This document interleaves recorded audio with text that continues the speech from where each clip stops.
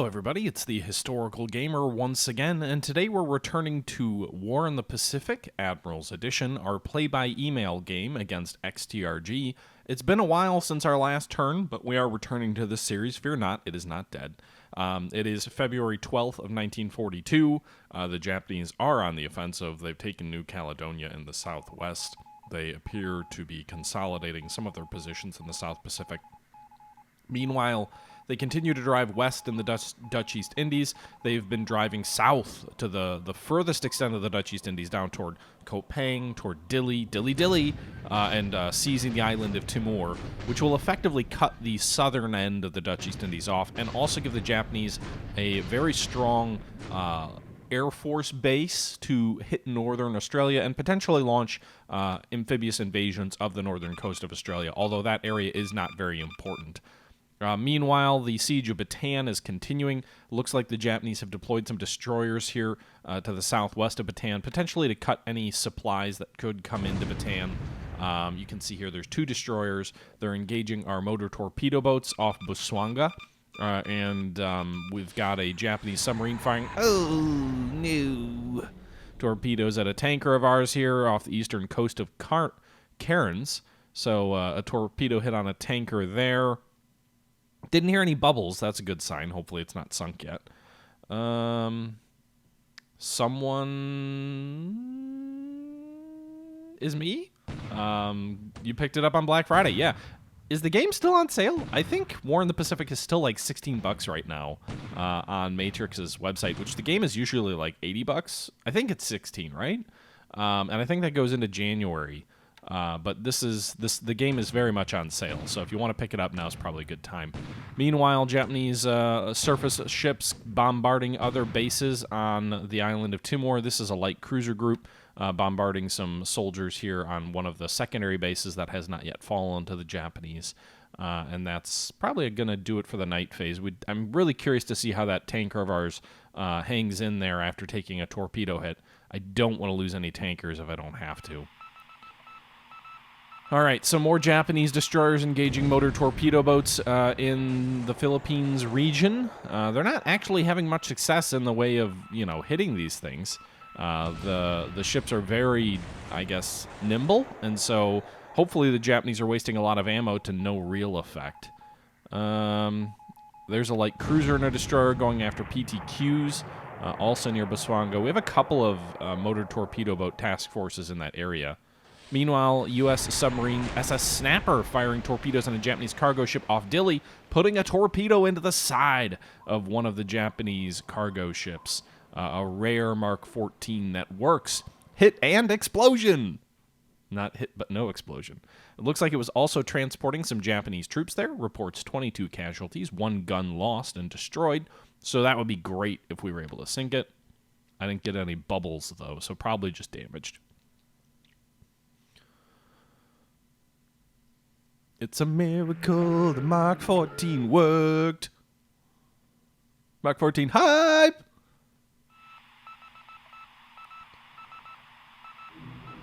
Okay, so Japanese fighter sweep over Rangoon. We did decide to have our aircraft rise up and meet them. So we've got 44 Japanese... 44. That's a lot of Japanese Zeros running a fighter sweep over the base at Rangoon. We don't have anywhere near that many fighters intercepting. We've got 9 Hurricanes, 11 Buffaloes, 6 P-40B Warhawks. That's the H-81A3. And then 3 P-40E Warhawks. So all told, that's what, 26, 29 aircraft versus 44 Japanese aircraft. You can see the Japanese are getting in behind the Buffaloes and shooting them down. They're diving down on the Buffaloes and engaging them pretty effectively. A couple of them have been destroyed. A couple of them are damaged. Other RAF squadrons climbing to intercept and trying to engage the Japanese. Hurricane Trop 1's critical hit on a Hurricane, and it's destroyed. Those are our real aircraft that might be able to stand... Another one's going down. God. All right, well, hopefully this isn't too much of a massacre. I was hoping we could put in some damage on the Japanese, but so far, this is not going very well. I know the Zero is much better than anything we have to fight this thing with, but I don't know. I was kind of hoping it wouldn't be quite that bad. We've got some of our Flying Tigers engaging some Zeros here, damaging some Zeros at least. One of them swirling away to the deck. More Zeros shooting at our Hurricanes shooting back. This is a swirling dogfight. We've knocked one of their aircraft out. We have also... Oh, a Zero controls non-responsive. Maybe that one crashed. They're down from 44 to 42. We're down 5 Buffaloes, 2 Hurricanes, 2 Warhawks. Not all of them shot down, but at least knocked out of the fight temporarily or permanently. This dogfight will keep going on, so we're going to go ahead and fast forward through to the end of it, and we'll see what happens. It does look like his numbers dropped quite a bit. Only 14 ended up getting over Rangoon. If we swipe down here, we can see that the Japanese shot down 1 P-40B Warhawk, 1 Hurricane, 2 Buffaloes, and 1 H-81A3 for a grand total of 5 aircraft lost, but we're claiming to have shot down 5 A6M20s. Charcoal, the exit button is usually what I hit to fast forward. So I will gladly take a 1-to-1 casualty ratio versus enemy Zeros if I can manage it with that scrap of a scratch force. All right, so we'll go ahead and fast forward a little bit further on. Japanese bombers continue to hit Changsha. 10 Oscars are escorting some 60 bombers, 33 Sonyas, 34 Sallies. Flak damages 3 of the Sallies. Meanwhile, they do 105 casualties of the ground force, mostly just in suppressing the troops that are already there. Another raid here over Rangoon. 34 Oscars joining in the sweep, so more than 78 enemy fighter aircraft have swept or escorted over Rangoon. A paltry 6 KI-21-2A Sallies, and only a handful of fighters for us to intercept. Not a lot of success there. We do claim 1 Sally destroyed and 1 damaged for no losses of our own. A raid over Wenkao here, mostly with just dive bombers. Doesn't do a whole lot of damage. 30 Japanese aircraft attacking there. Second wave of Idas coming in. I kind of feel like the Ida is the Japanese version of the WWII. The graphic is pretty similar too. Whoa! You got the little Iron Brigade pyramid there, Charcoal. Thanks. All right, another huge raid coming in over Changsha. 40 Nate escorts, 8 Oscars, so 48 fighters, 37 Sally bombers. This one does 27 casualties, a squad destroyed, and 2 non-combatants disabled. Hey, Lusitania 74, or Lusitani 74, however you pronounce that. Welcome to the stream.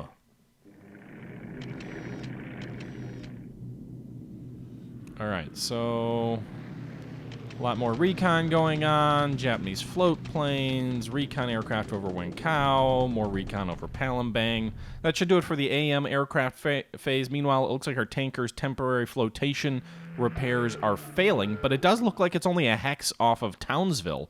So hopefully it can get into port and to safety so we can patch it up and maybe head it a little bit further south, a little bit out of a little bit of danger.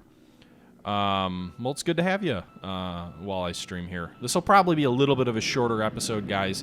I've actually already issued most of my orders offline, so I will summarize things at the end of this turn, but I'm not going to be spending like an hour and a half or anything like that going through my turn.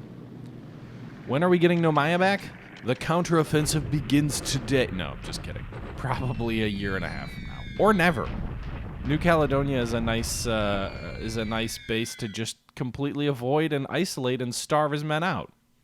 How long does this take? Ages. Yes, this is a very long game. We are holding Port Moresby for the moment. We have about 200 assault value in the port, but he hasn't put any troops there yet. Okay, so lots and lots of recon and aircraft flying all over the crisscrossing skies of the Pacific. Torpedoes being fired at a patrol boat, the Kiyomaru, and no surprise there, they missed. By the way, thank you, Banned from Church. Ooh, that's an interesting Twitch name, but thanks for the follow. Sturgeon fired its torpedoes and missed.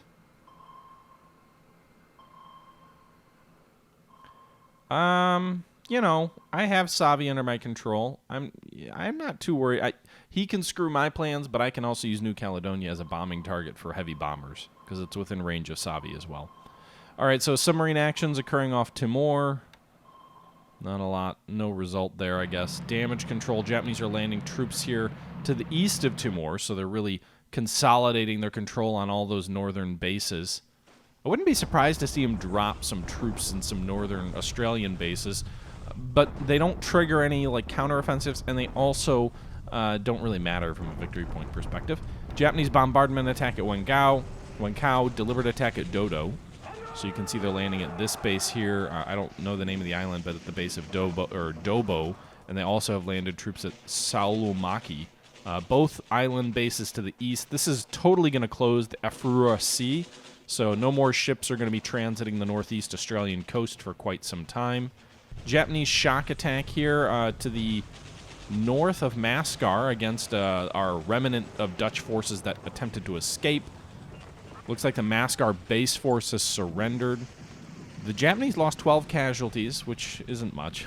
We lost 856, 29 squads destroyed, 33 squads destroyed, 9 guns lost. One of the 2 units was destroyed. The other unit, I don't know if they retreated or if they're still there. Looks like they're still there, but they weren't forced to surrender yet. Deliberate attack at a fate in the New Hebrides. That's going to go against an unoccupied garrison there, so they'll consolidate their position to the northeast of New Caledonia. Deliberate attack at Ponatank. I mean, really, the war in the Pacific could be called the game to embarrass THG's ability to pronounce words. Everybody already knew I wow! Everyone already knew I butchered pronouncing words, but trying to pronounce words in the Pacific, I'm worse at that. Name butchering is a thing, yes. Butchered. Oh, man. I butchered. Whatever. I butchered the word butchered. Yes, I did. That was more of a slip of a tongue than an inability to pronounce a word, however. You know, the nickname The Butcher came from me slaughtering my own troops, but, you know, it applies to me slaughtering the English language as well. All right, so we've got cargo ships arriving at Aden. We've got some new troops arriving at Aden. Are our forces at Rabaul yet? No, our forces have been... Well, actually, yes, so that's a good question. Let's go ahead and jump in and take a look. I got Wildebeest right, so you're proud of me? Sigmund Freud might have something to say. Butchered? Yeah, I don't know what that... Anyway, yes, we have the Lark Battalion, which has arrived at Rabaul. 27 infantry sections. I'm assuming they're vastly outnumbered. The Japanese landed a whole division at Rabaul, so we'll see if they are still all there. We are still saying there's 3 units there. We have a second here, a Rabaul detachment, which is on the way as well. Probably will arrive in a few days. But the troops are at Rabaul. Yeah, not much to say about it other than I'm going to bombard to kind of figure out what the enemy has here. My troops won't stay long. We don't have enough supply. We have 40 supplies. 91's required. So we will almost certainly suffer pretty badly. Meanwhile, the Japanese are moving two units here from Buna across the mountain ranges here toward Port Moresby. So it's the historical Port Moresby campaign, but a little bit early. You can see here our defensive forces here consist of 187 assault value. The supply that we have at the base is 8,000, which is more than enough for the time being. We only require 800, I think, per month, maybe. We have a couple of scout aircraft here, some Empire, some Catalina, some Hudsons. We have 2 cargo ships in port. Why are they in port? They should not be in port. Those are just asking to die. So let's go ahead and try and get those guys away. They have no fuel, but that's fine. The ships have fuel. The port doesn't have fuel. So we'll go ahead and have them fall back to Brisbane. If they can get there, we'll see. It'll at least test out if the enemy has a bunch of aircraft in the region. So we're going to pull them out. Meanwhile, we've got 2 companies of infantry here, or at least sections of, A Company and C Company are on their way to Port Moresby as well. They're both a ways away. 15 miles out of 46 miles have been transited, but they're going to be marching south.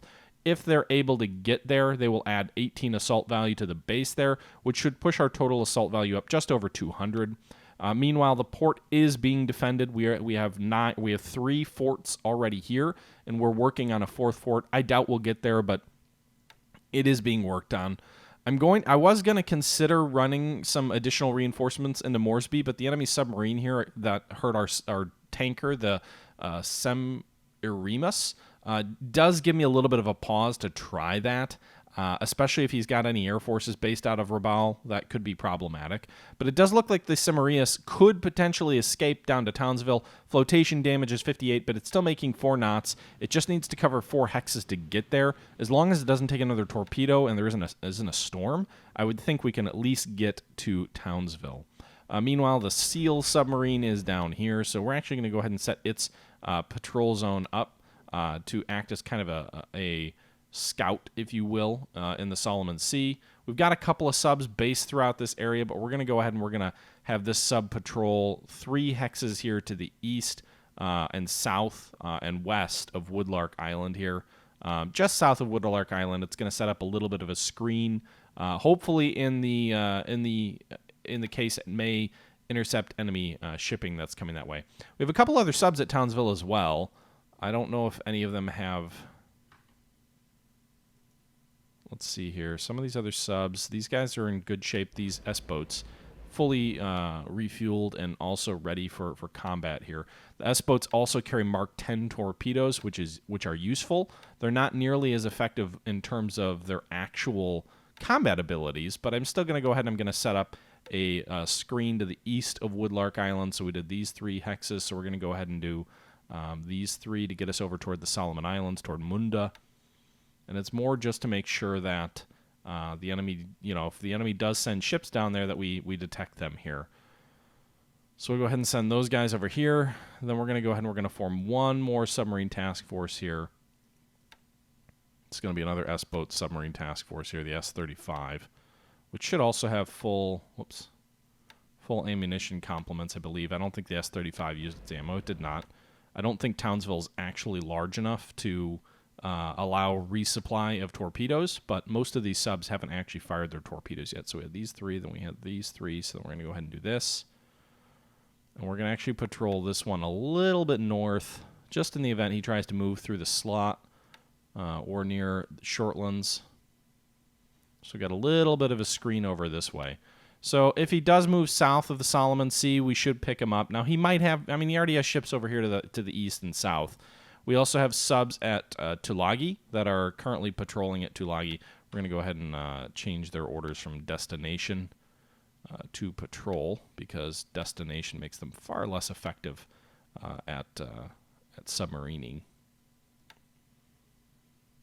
The GAR has nearly a full complement of torpedoes, so that works.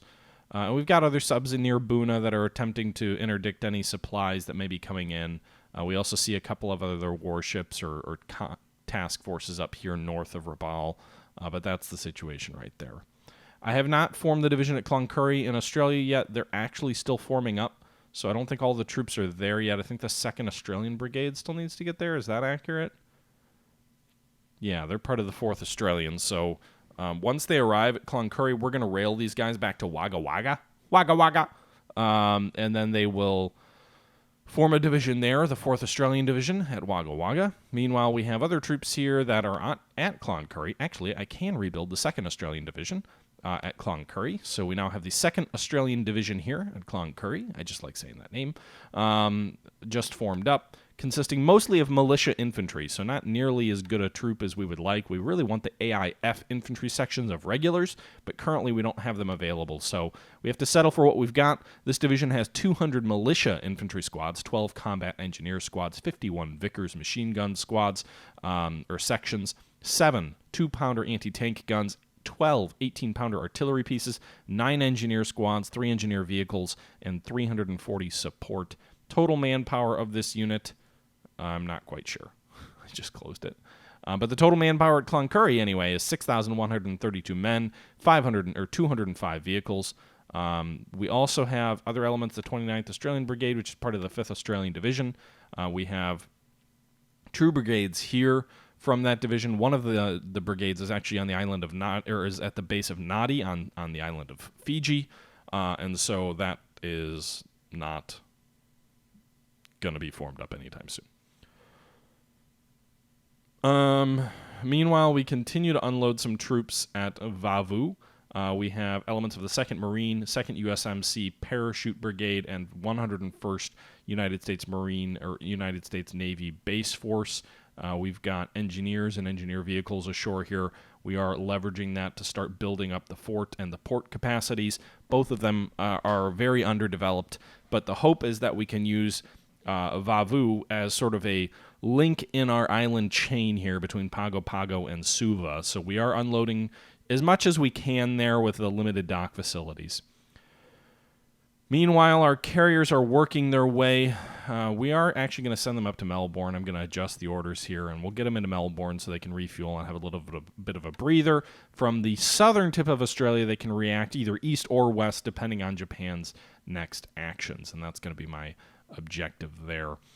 Meanwhile, we have a light cruiser in Port Hedland, which is in the range of enemy air cover. We're bringing it out of the repair dockyards, the Sumatra. It took a torpedo. Float damage of 46, system damage of 36. There is no fuel in Port Hedland, so I'm going to try and run them for Carnarvon. We may have this surface task force over here to the west with the Chicago, the Trump, the Durban, the Colombo, and 3 destroyers meet up with them. We may not.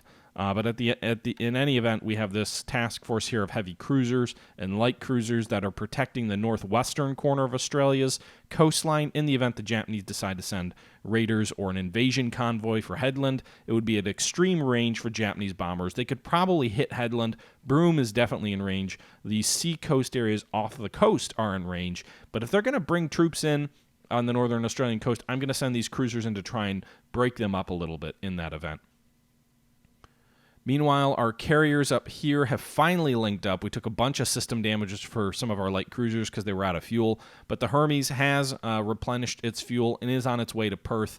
It replenished from the Indomitable Task Force, another British carrier task force, which is also headed for Perth with the battleship Royal Sovereign and 3 destroyers. So once they get to Perth, we can kind of rest them and get some of their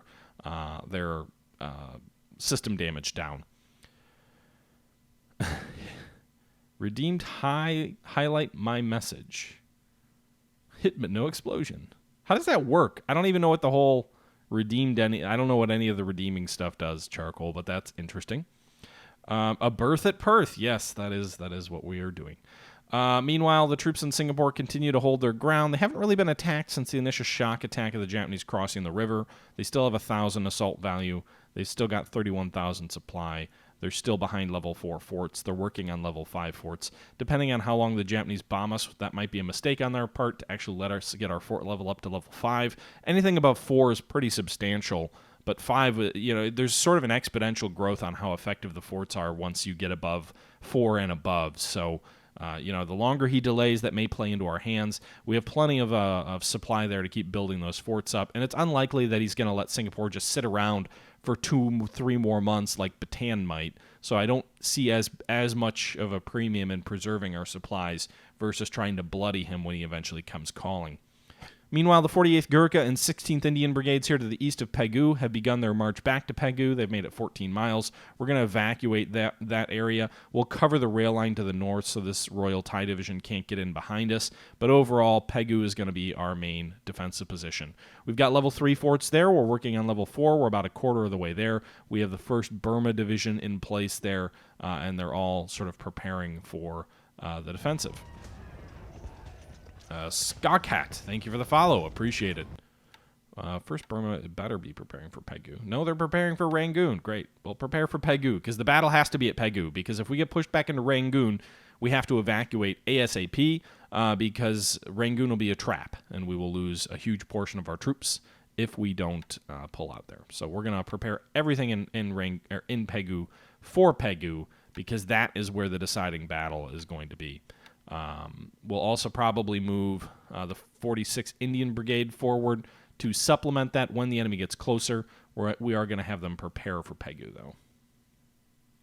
I shouldn't have everybody prepare for Pegu because some of the air units we want to make sure that they're holding Rangoon. 1st Gloucestershire, they're 100% prepared for Rangoon. Well, you guys, you need to prepare for 46 miles to the east of that place. Same for the Rangoon Battalion. And the 3rd Hussars. Hussars, House of Fine Dining. Oh, wait, no, sorry. Hussars. I can't pronounce words. Oh, by the way, so Task Force 290, our first 2 cargo ships, has made a run into Rangoon. They have a level 4 detection over them, so the Japanese do know that they are there. They probably don't know exactly what kind of ships they are. We'll see how the Japanese Air Force responds. Remember, we just had a large air battle over Rangoon itself last turn, so maybe that'll make the Japanese less likely to send vulnerable torpedo bombers into an area that they know we have fighter coverage, although the dogfight might have gone well enough for them so that they would still be willing to do it. In any event, we have 2 cargo ships here. They've already unloaded 1/5 of their cargo, but they've got another 5,000 supplies here. Hopefully they can unload the majority of that during the morning, and then once that's all unloaded, then they can go ahead and begin to pull out. They do have the option of full refuel, so hopefully they will do that. But I'm not going to use up any of their op points this turn because I do want to get as much of that 5,000 supply off before any enemy air raids come. We're down to 11,000 supply at Rangoon. Meanwhile, I have also ordered a second cargo ship task force here of the Delawarean and the Kanalu, which both consist of a total of about 6,400 supplies. These are the 2 least valuable supply ships. We have 3 supply convoys up here with over 100,000 supply, just sitting to the north of Rangoon, waiting to see if we can shuttle them in and shuttle them out to bring a bunch of supply into Rangoon to strengthen our defensive line at Pegu and in Burma as a whole. The Air Force have begun shifting the heavy bombers up north toward Ledu, where they can go over the hump and supply China. We're waiting to get more aircraft there before we actually start those operations. At the moment, they basically would be worthless. But they're within India, they're on a rail line, and so they should be able to pull a good amount of supply and bring it into China. Meanwhile, we have a couple of Blenheims at Mytinkia and also at Lashio. Both of these bases can operate bombers into Kunming, which is not that far away, and they can bring supply in there to help supplement the Burma Road, which brings over 2,000 supplies per day into Kunming. The one problem, though, is that they pull their supply from Rangoon, so if I don't get more cargo ships into Rangoon, then it is those aircraft there are kind of worthless. I may send one of the convoys to Chittagong. For the moment, they're going to hang out where they're at. We do have one of them that is moving a little bit further north, however, toward Chittagong, just in the event of kind of dispersing them. This is the most valuable of the convoys. So we're going to disperse them a little bit in the event that the Japanese can actually reach this far north with their bombers. I don't have any detection over these, so it's suggesting the Japanese don't have recon flying that far north, but it is something that we're considering. We have another 28,000 supply also coming toward the Chittagong area as well. So we'll have almost 150,000 supply in the sea lanes north of Rangoon. I do have one major mistake here. I don't know if anybody who's watching right now is a big War in the Pacific expert or anything like that, but I made a big mistake. Somehow, I have a bunch of cargo or transports that are off map on their way to Aden, 32 days away, and they ran out of fuel. And so this is pretty disastrous, because they're off map, so I cannot have a resupply group meet them and resupply them. You can't have convoys meet when they're off map. My understanding in discussions with Belugan is that ships that are off map don't actually use fuel. So I don't know if these, like when they're off map, they don't use fuel. That's supposed to be the way it works, is my understanding. So for example, we're going to go to the East Coast here, and we're going to take a look at some of these ships here in the eastern U.S., and I can scroll through here, and you can see some of these guys are using fuel, clearly. But some of these guys, 100% fuel. They're on their way to the eastern U.S. They moved from one off-map to the other. They're moving at full speed. They've been moving at full speed for several days, and they're all at 100% fuel. And that simulates the fact that they're most of them are at 100% fuel. That simulates basically that they're, refueling and doing other things at different bases as they move between off-map bases. So in theory, you're allowed to move units off-map at full speed with no penalties from a system damage perspective or from a fuel perspective. And so that was my understanding. Now, that convoy was moving from Panama to eastern U.S., so that's off-map to off-map. These APs might have been coming from Colombo, in which case they might have been on map. Now they're off-map, so they've burned all their fuel, but what I don't know is I don't know if that means I'm not even looking at the right things here. I don't know if that means that they're completely doomed because they're off map and I can't link anyone up to supply them. Because if they are doomed, some of these are Dutch cargo or transports. So they're actually, the good news here is all of these are worth 4 victory points. So I thought this was much more disastrous than it was. I thought these were going to be like 20 victory value ships, and it was going to be like losing 3 carriers. Fortunately for us, these ships aren't worth anything because they're the Dutch transports, which the Dutch Navy, I guess no one thinks very highly of them. But in any event, they're completely out of fuel, and I really would prefer not to lose them because they are still valuable in their ability to carry small detachments of troops. And so if that's the case, these guys are going to sink over the next month because their system damage is going to keep creeping up and creeping up and creeping up, and eventually when it gets to 100, they'll sink. Fortunately for us, they're all only worth 4 victory points, so that is like, I don't know, 14 ships. That's basically a heavy cruiser. Whatever, I can live with that. That made my day, actually, because I just realized that there are not that many ships the ships aren't that valuable. Our other ships are all fine fuel-wise. They have 32 more days charcoal, so they will sink before they get there for sure. Meanwhile, I'm transporting some fuel using cargo ships. Not super efficient, but it is something I can do because Bataan has way more fuel than it will ever use. We just got a bunch more tankers here into Bataan as well. 33,000 fuel that they can carry, so they're going to go ahead and load their fuel up, and then I think we're going to go ahead and transport it to Colombo. It's a nice staging point on the way to Australia. We've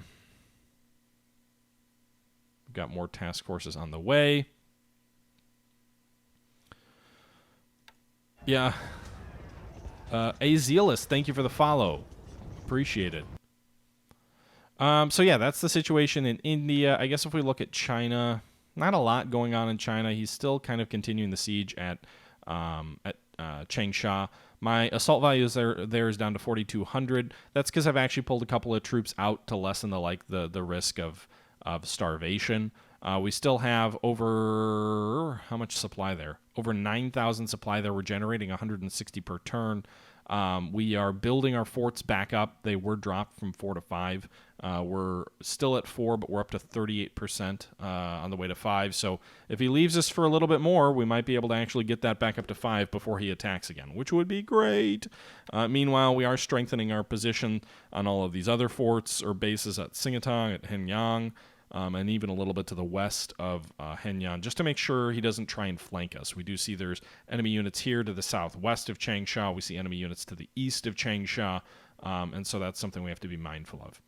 Meanwhile, I'm curious to see what happens here, but I've got 26 Flying Tigers here. I did take a look, and it looks like his bombers over Changsha are coming in at 3,000 feet. So I am actually going to send up 26 fighters at low altitude, around 6,000 to 5,000 feet, in the hope that we can dive on his bombers, and maybe his fighters are at like 25,000 feet, because altitude does matter. So in the event that his fighters don't see us, we could actually bounce his bombers and ravage them over Changsha. More likely result is that we get bounced by his fighters and get torn up a bit, but I want to make him think about his attack on Changsha. So if I can get 26 fighters in a long-range cap and 100% long-range cap over Changsha, maybe we can bloody his nose a little bit next turn in Changsha. So that's the hope. Meanwhile, the Australian division. Those guys are going to Colombo, Colombo, Colombo, Colombo, Colombo. Where are our troops? We had troops moving along. Okay, here we go. Meanwhile, the 6th Australian Crack Australian Division is on its way to Perth. It's going to be making a port call at Colombo where it's going to refuel, and then it will head far west to the edge of the map and then head south toward Perth. So the Crack Aussie Division is here just between Calicut and Mangalore on the Indian coast. Additionally, new troops have arrived in Aden. The 18th, 25th, 21st Australian Infantry Brigades and the 7th Australian Division Cavalry Regiment. They are elements of the 7th Australian Division. For whatever reason, there's a machine gun battalion that is located at Karachi, but other than the lone machine gun detachment, everybody else at Aden is from the 7th Aussie Division. And I'm actually thinking here, why don't we go ahead and transport the machine gun guys? We don't need a huge amount of troops here, or of ships to do this. Let's go ahead and load these troops here. They're not in strategic mode, so we're actually going to have to change that to amphibious. Load troops. So let's go ahead and move. Oh, really? They don't fit? I need more ships. Transfer. I guess we'll have the Malda and the Chica. And they're going to load troops. They're going to load up the 2nd, 3rd Machine Gun Battalion. Then they're going to race to Aden. Maybe I can get them to run out of fuel too. They're going to go to Aden. They're going to unload their cargo there, and then the 7th Aussie Division will form up in Aden. At the moment, I don't have enough transports anyway to get that division out of there, so having a couple of additional transports arrive, not a disastrous idea. We could go full speed. They can almost get there at full speed, actually. They're pretty close. So we'll wait on the full speed. We'll leave it at mission speed for now, but we may flank them over there. But yeah, that's what these APs were supposed to be going there, is to help transport that division. But by the looks of it, we do have another force here of larger, better transports that are about to arrive at Aden. So they might be able to get those other elements out. But in any event, we'll try and link those guys up to form up the 7th Australian Division, which is another super Aussie division here. You can see these guys have level 70 experience, 71 morale. These are crack troops. Situation at Rangoon. Our fighters, I pulled out some of the bombers out of Rangoon. We only have, how many aircraft left here? 93 aircraft, only 50 are ready for combat, so that was a pretty rough turn on us. 59 fighters, only 21 are ready for combat. That's 5 Air Cobras. We have 10 not ready. 5 Blenheim IF twin-engine fighters. We've got a handful of Hurricanes, Buffaloes. These squadrons have been pretty badly ravaged. With that said, the turn actually went better for us than I thought. So the dogfights seemed lopsided when we watched them. The results seemed pretty even. And then we actually look at the air-to-air losses. We're claiming we lost 10 aircraft. We're claiming the Japanese lost 10 aircraft. The Japanese were claiming lost 3 aircraft to flak, 8 to operational losses, while we lost 6 to operational losses. So if that's really true, that's good for us. So you can see here that we're claiming that Japan lost 12 zeros this turn, which would be a huge victory for us. If they lost 12 zeros and all we lost was 5 Buffaloes, 3 Warhawks, 3 Hurricanes, I mean, that's 3 Hurricanes and 3 Warhawks. That's 6 modern aircraft against 12. Even if we include the Buffaloes, that's 12 to 11. I mean, that is beneficial. If we include the Flying Tigers as well, it's 12 to 13, a slight advantage for them. But anything near 1-to-1 casualties for his crack pilots versus our greenies is going to be really good. We're claiming 21 Japanese aircraft lost to 16 of ours. We're also claiming we've shot down more than 1,000 Japanese aircraft to date compared to our 855 losses. So overall, that looks like a pretty solid day for the Allied Air Forces. We did lose, I'm not sure if we lost it this turn or not, but one of the aces of the Flying Tiger, or actually no, this is the 17th Pursuit Group. D.L. Obert is a KIA ace. Brownwell Jr. had already died with 6 kills, but D.L. Obert, another ace here, is the 2nd ace to die in this war. He is based with the 24th Pursuit Group, 17th Pursuit Squadron, which is at Rangoon flying those P-40Es. We have 2 pilots now with 7 kills each, one in the Flying Tigers, G. Boyington, and B.D. Wagner of the 24th Pursuit Group, 17th Pursuit Squadron. Both of these groups are based out of Rangoon, and they both now have 7 kills. Mulman, we don't know. The Japanese have something here. I think it's one of the Royal Thai divisions. We have the BFF Brigade. The Best Friends Forever Brigade is blocking the way from Mulman up toward Pegu. So that's the situation there. Duke Potassium, thank you very much for the follow. So that's the situation there. That's the situation in China. Supplies are really rough in China. I need to figure out how to either conserve more or get more supplies in there, and that'll probably be the situation for a while. Meanwhile, supplies at Bataan, still 34,000 supplies for our troops there. 1,800 assault value here. Most of these troops are sitting in combat. We probably should switch them over to rest, and maybe we'll do that after the stream. But he hasn't yet attempted to make a move on Bataan, which is fine. Completely plays into my hands. The longer he delays, the better. Meanwhile, we have 1 small patrol craft task force that is moving north toward Manila. My hope is that the Japanese destroyers and light cruisers at Baswanga burn through their ammunition and they won't attack the Zeeman, which is carrying 635 more supplies. A paltry figure, but they've been doing layman's work trying to get supplies into Bataan. We've brought in more than 20,000 supplies, not just by the Zeeman, but by other aircraft that have been, or other ships that have been sunk.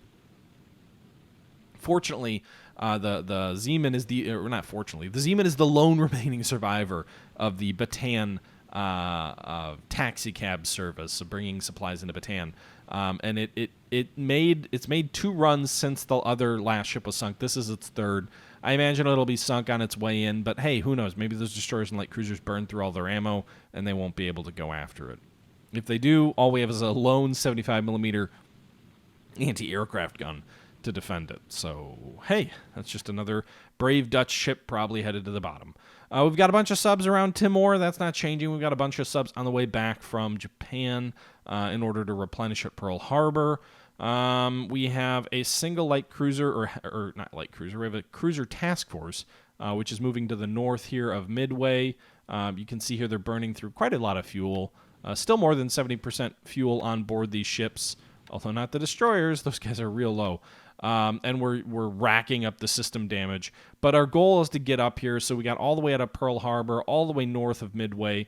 We're going to go ahead and we're going to slow these guys down to mission speed. And the hope is that the Japanese sub-tender that we saw way up north here a couple of turns ago is going to be within range here.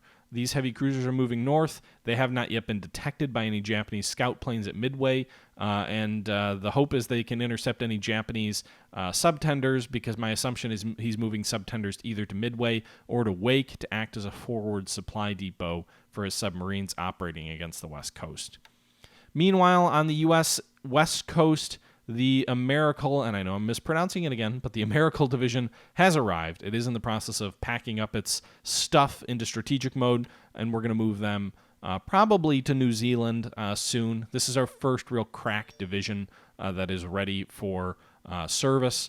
It's been assigned to the Pacific Fleet, and that took a huge amount of political points for us to do that. But we are going to be moving them across the ocean in due time. We're still waiting for some of the transports to arrive. You can see here we've got a bunch of transports that are on their way to San Diego to make that transfer happen. We also have a pretty considerable escort force here, 2 heavy cruisers and a light cruiser, as well as a large flotilla of destroyers, which are going to escort that task force to its destination. Some tankers arrived back at Los Angeles, and some other logistical stuff is happening. Whew, that was a lot of things to say. Ship sunk. Claimed nothing for either side last turn. Ship availability, for looking at the ETAs. We got a bunch of cargo ships that arrived last turn, but that's kind of the normal. We've got the battleship Ramillies arriving at Cape Town in 2 days, along with the battleship Resolution. A couple of cargo ships at Balboa and Cristobal next turn. 2 more days also. The Nashville arrives at Balboa, the light cruiser, the U.S. Nashville. The Decoy and Griffin also arrive at Aden. 2 more destroyers. A couple of APDs will be arriving at Cristobal. Those things will be worth their weight in gold in the Pacific, as well as submarines. So if you look in 2 days, we've got a lot of ships arriving. Not tomorrow, but in 2 days. And we'll be getting even more in the coming days and weeks. In terms of major combatants that are coming online, the next aircraft carrier, the Hornet, is still 26 days away. The next battleship is 2 days. Well, the 2 battleships that are arriving, the British battleships are arriving 2 days each. Then we get the North Carolina, but not till June. In terms of heavy cruisers arriving, it looks like we've got the Nashville, a light cruiser, in 2 days. We've got a Dutch anti-aircraft cruiser in 8 days. The next heavy cruiser is in 26 days, the Vincennes, the U.S. Heavy cruiser, followed by the Newcastle and the Devonshire. So that's the situation right now. You're related to Boyd Wagner, YGBSM? That's pretty awesome. My top ace! Woo! All right. Ground units. Ground withdrawals. Anybody got a bunch of bombers at Pendleton and Port Moresby and other bases that need to be withdrawn in a few days? That's fine. We'll withdraw them tomorrow, if I remember. Ground withdrawal. That was group withdrawal. I'm looking at ground withdrawal. 6 days for convoy coastal guns in the Pacific Fleet in San Diego, and 16 days. Reinforcement schedule. What's coming online? A bunch of reinforcements in 2 days. I think these were the destroyed units that we rebuilt. Maybe actually not. We've got the 5th Armored arriving in the West Coast. That's permanently restricted, so that's not going anywhere. 95th Heavy Anti-Aircraft Eastern Fleet, 2 RAF groups, the 109th Tank Attack Regiment. Doesn't seem to have any tanks. Just anti-tank guns. Okay. That one is going to arrive in Sydney in Australia. We've got 2 field artillery regiments arriving in Aden, as well as a 3rd, actually, artillery regiment, a field artillery regiment. And then we've got 2 base forces. So a bunch of troops arriving, not anything super powerful. Does look like the 5th Armored, but again, they're not. We can't do anything with them. The next meaningful force, the 44th Division, arrives in 14 days, but again, they're permanently restricted. The next meaningful land force, I've got an Australian Engineer Brigade. That's nice. A couple of Pioneer battalions in Australia that are going to be made available as well. But where's the next, 100 plus? The 20th Indian Division arrives in 16 days in Bangalore. 2 Indian brigades arrive in 16 days in Lahore and Madras. I don't see. We've got a combat engineer regiment that arrives in 25 days. And then the 7th Marine Regiment arrives in a little over a month in the eastern U.S., and that's assigned to the Pacific Fleet. So that's our next meaningful land unit. So we'll have to see about that. So the Americal Division, we don't want to waste it. That's a good one. Got to be careful with that. Don't get them killed. Not on transports either. Don't die on transports. But, South Dakota, no. Coffee, not available to us yet. So I think that probably does it for this turn. I know it's a little bit of a shorter stream, but I don't have a lot else to talk about or share at the moment. Still got battleships that are being repaired. They're several months away. I'm slowly moving the Airacobra group up north to Rangoon. Subs at Aden. My subs, you mean? Do I have subs there? I thought I pulled. Oh, it looks like we've got one more new one. So go ahead and have this sub-patrol. We'll have it based out of Colombo. The Truant, a British sub. Working torpedoes. High-quality crew. Experienced Britain. We'll move it to Colombo where we can base it out of. SIGINT, I didn't see anything terribly interesting when I looked through it earlier. A report about how many men are at Kwajalein, Independent Engineer Regiment located at Changsha, constructions at Fusan, Route Brigade at Hankow, Pampo Naval Fortress is located at Ponape. Ponape is located at Ponape. Meanwhile, Japanese Air Force unit is at Tarawa. Another Air Force construction group is at Peleliu. Radio transmissions near Luganville. Hey, it's the Waifu! Waifu Japanese Air Force base force is located at Kumendo. Yeah, I mean, I don't see a lot of interesting stuff here.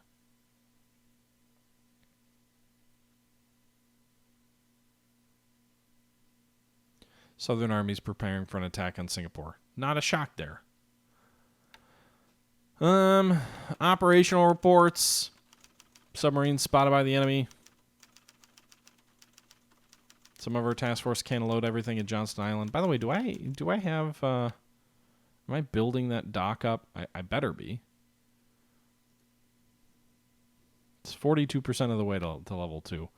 I've got several ships that are just sitting there that can't unload their troops. We probably should move them back to Pearl because the docks aren't big enough. We probably should move them back to Pearl. And that's why the APDs, by the way, will be absolutely godsends because they're light destroyers that are transports as well. And so they can actually, they're like 1,000 tons and they can unload pretty much anything at any harbor over a level of 1. We're going to pull these guys back to Pearl Harbor. Then we're going to go ahead and switch them over to amphibious and then we'll land them across the beach. Meanwhile, this tanker can't actually dock, so it's just kind of acting as a fuel center off the base. We're going to go ahead and return it as well to Pearl. I think that's the situation there. So that's the situation in our War in the Pacific game. A lot of other stuff, logistically speaking, that's going on. Where are these guys going anyway? We have them going to Tahiti.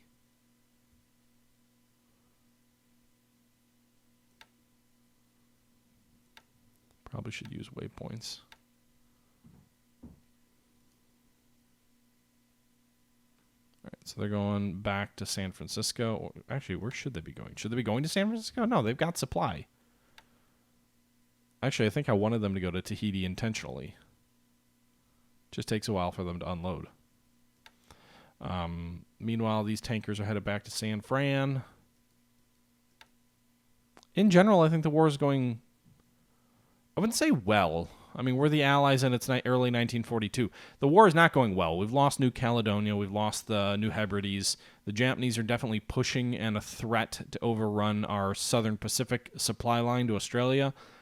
This is much worse in the South Pacific than it was historically. The Japanese have also made a major move in Timor.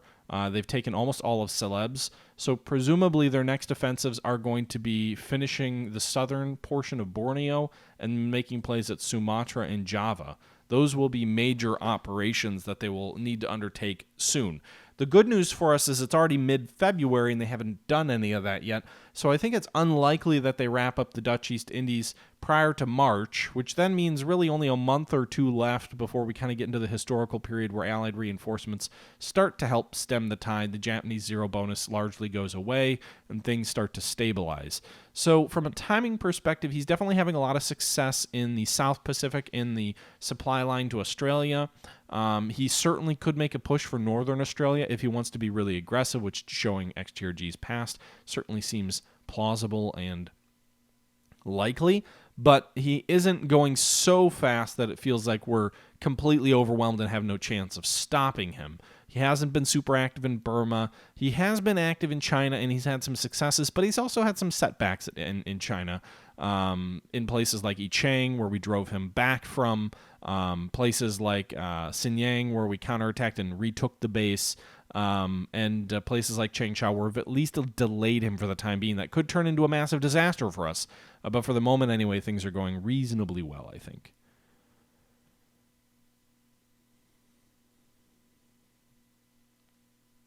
View the Soviets as the Allies? I mean, I can view the Soviets. I can't do anything with their troops, but you can see like they've got huge forces here. The 205th Rifle Division, the 8th Cavalry Division. They've got just ungodly amounts of men that they can definitely overrun. 35th Rifle Division there. The Russians, if they get in the war, can definitely overrun the Japanese in Manchuria without too much effort there. They are very strong compared to the Japanese. You see their two divisions, the 39th and 22nd divisions here. Just so many divisions that they've got in these bases here. 3 divisions at this base here at Vorvoshkli. So again, they definitely have the capability to overrun the Japanese with relative ease. 2 divisions and a naval infantry brigade at Vladivostok. Just a lot of firepower then for the Russians. In the event that he's dumb enough to either attack them or maybe he lets something slip and pulls too many troops out of Manchuria. But I doubt it. So with that being said, guys, that's going to wrap this one up. I hope you guys enjoyed the video. As always, this is the Historical Gamer saying once again, thank you for watching. And I'll try and make these less rare. It's been too long since our last video. I really fell head over heels for Strategic Command, and I also got pretty busy with Unity of Command all at around the same time. Work got real busy. I've got over 30 videos right now that are rendered, that are waiting for upload, but I don't want to put in like 5 videos a day.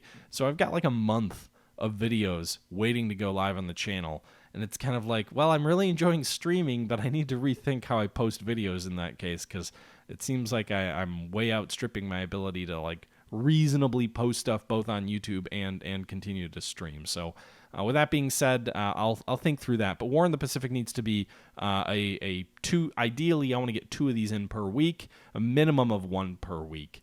But 2 per week is really my ideal for this kind of a series, without it completely taking over the channel, but with it also allowing us to actually make some progress that, we can not take a month for a week to pass in a game.